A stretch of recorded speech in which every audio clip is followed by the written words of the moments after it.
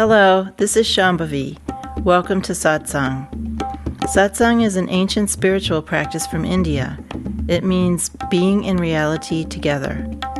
I give Satsang live every Wednesday and Sunday night in Portland, Maine. This Dharma talk was recorded during one of our Wednesday night gatherings. Please visit jayakula.org to learn more about the teachings. You can find video satsangs on Jayakula's YouTube channel, and my books are all available on Amazon.com. Much love to you, wherever and however you are.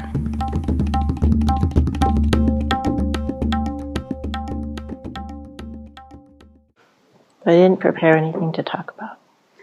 I thought of a bunch of topics, but it didn't really strike me as anything worth talking about. So you tell me what you want me to talk about. Start me up.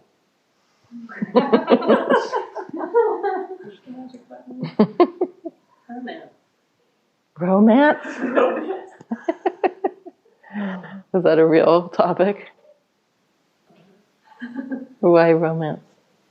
Because in the living astrology thing, I was supposed to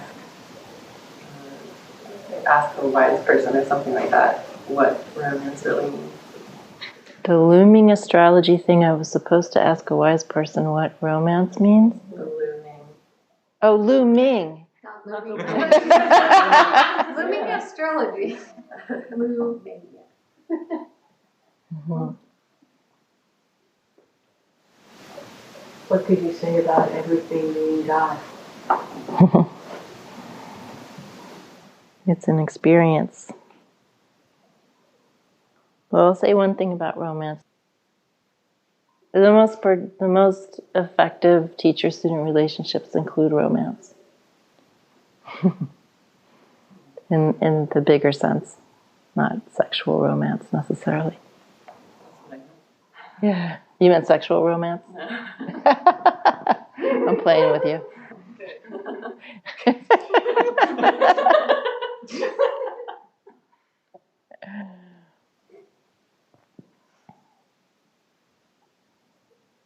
Romance includes a kind of sense of magic.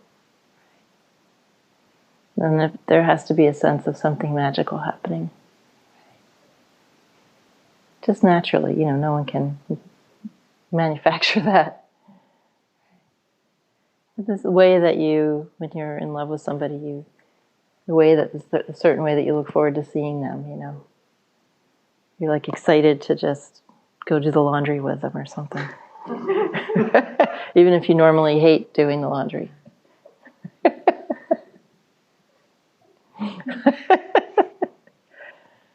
There's just this sense of, I don't know what's going to happen. Romance, on one level, ordinary romance is the most conventional thing.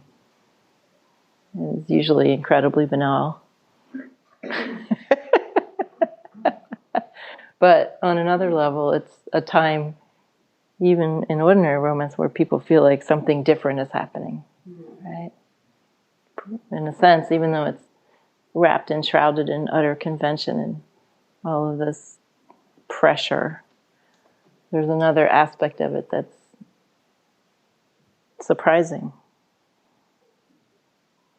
So the romance with the teacher is all that without the monotony.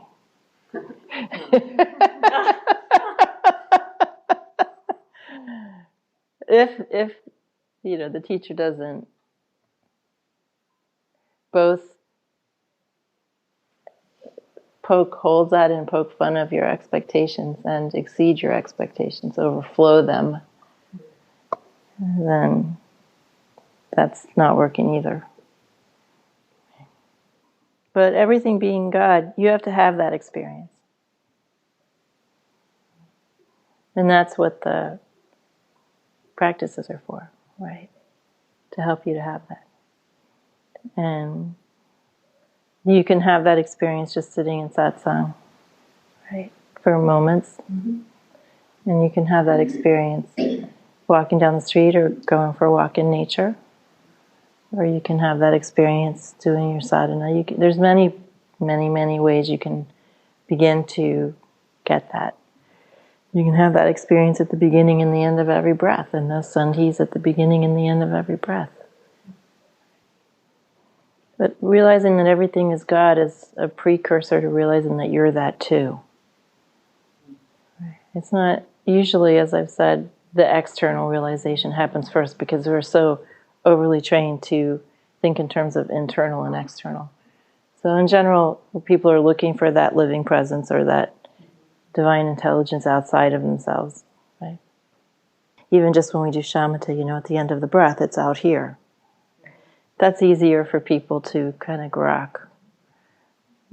But then you eventually realize you're continuous with that. And that's actually what you are, not that ensemble of tensions and ideas and bodily functions. Yeah. When we want to have this kind of realization, we're essentially saying to ourselves that we don't want to have an ordinary life. That ordinary ideas of functioning and ordinary ideas of health are not good enough. They're just way stations. Realizing that everything is God and that you are that means that you'll have a kind of super health, super well-being beyond any notion of ordinary health or well-being. You could be falling apart, but you could be in a state of super healthiness if you recognize what you really are and what is actually happening here. We have very little control over our bodies, and everyone's going to go, and everyone's going to go probably, in some condition of decrepitude. How many of us in this room are going to die like this?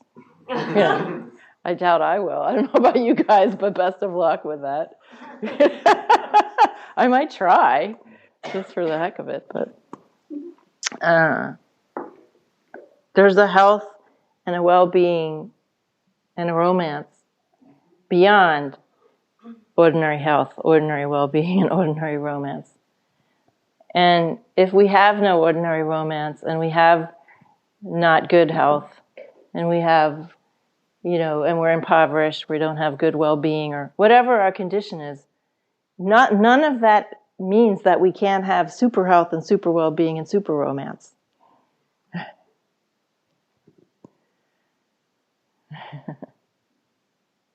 So mourning or getting all bollocksed up about our ordinary health and our ordinary well-being and our ordinary romance.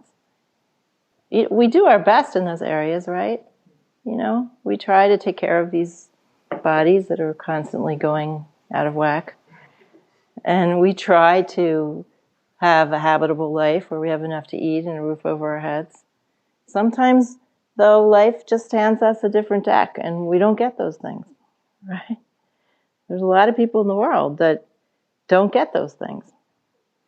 And, over here in the States, we cry foul if we stub our toe.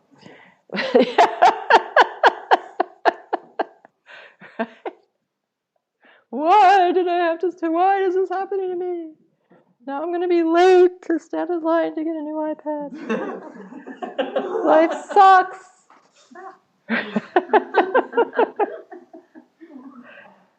And my meditation bench just fell out from under me. What the fuck, realities?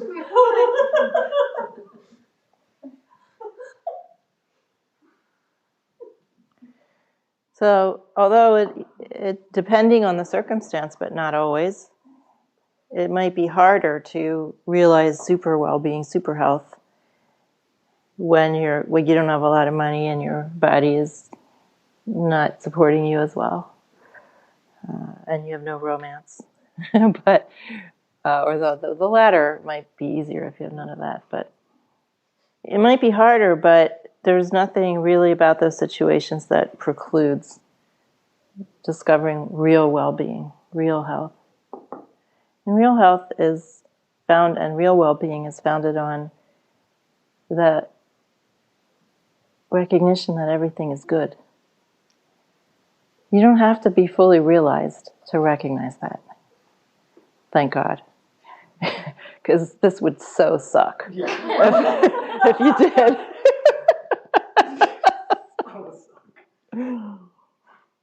Really, all you need is that solid sense of the goodness of things, of yourself, first and foremost. And everything can flow from that. That's super health is based on that. That feeling of just, okay, it's good. From that, you can be generous. From that, you can persevere in hard times. From that, you can fail and pick yourself up again. From that, you can take advantage of different things that happen and make the best of them. And also make the best of a bad situation. From that, you can be kind. From that, you can take care of things in a proper way. From that, you can have persistence and patience. From that, you can avoid, desperate highs and desperate lows. You just have that fundamental feeling like you're good. There's goodness here. Kitty and I were in New York and we just got into talking a lot. We went to the Natural History Museum. We saw a lot of things with lots of different textures. And I think both of us, when we came out of the museum, were just kind of like texturified. We were just like seeing textures everywhere, right? So just something as simple as that. Right? That you can just experience goodness in just the variety of textures. Oh. And just understanding that there's just a naturalness here. Everything that's happening is natural. And that has, like water, isn't the essence of naturalness. It has that feeling of goodness and sweetness. And that's just really all you need to proceed to super health and super well-being. You just have to deal in terms of those ordinary well-being, your job, your money, your house, whatever, your friends, ordinary physical health, ordinary romance. Well, we have karmas, and those things are going to impact us. And some of us are going to be more or less happy in those areas. But that doesn't mean we can't feel that goodness and proceed to super health. That was really my religion from very early on, my spiritual life. Just having this sense that things could be so much better because there's goodness. And I was always looking for this idea of super health. That's what drove me when I was 15 to be really attracted to the writings of Wilhelm Reich. He was like, forget about being ordinary. Be super healthy. Right? And his idea was, Germanic and silly. But it was still like a good idea.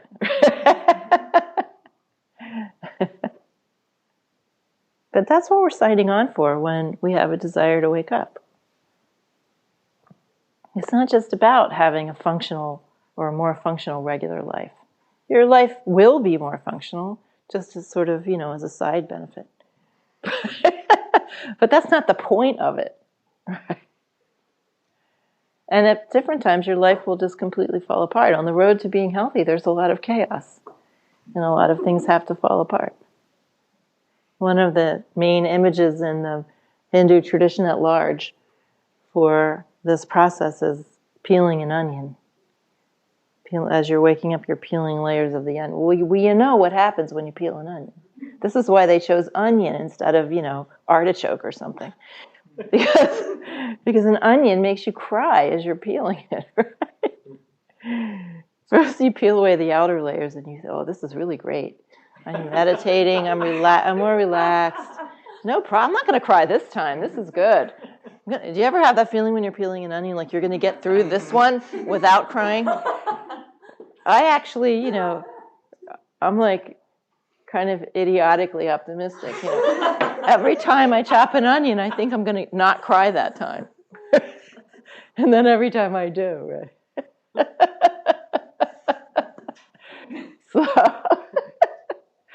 But, you peel back that first layer, you're fine. Ooh, it looks so beautiful. It came apart so nicely. This is fun. Right? Then you get to that second layer and your eye starts to sting a little bit.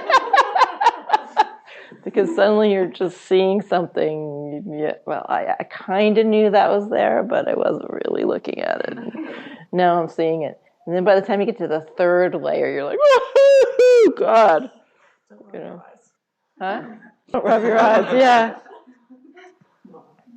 Even though we can just have this sense of basic goodness, and we have to have that to proceed, there's just a lot of stuff along the way that happens, right? But from that base, we can manage it all, we can handle it all, we can take advantage of even those times when we're crying our eyes out because we see things about ourselves that we don't like.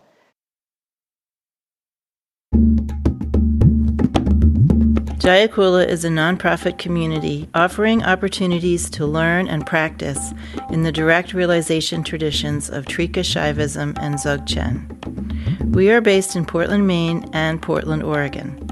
Visit jayakula.org to explore more of our offerings.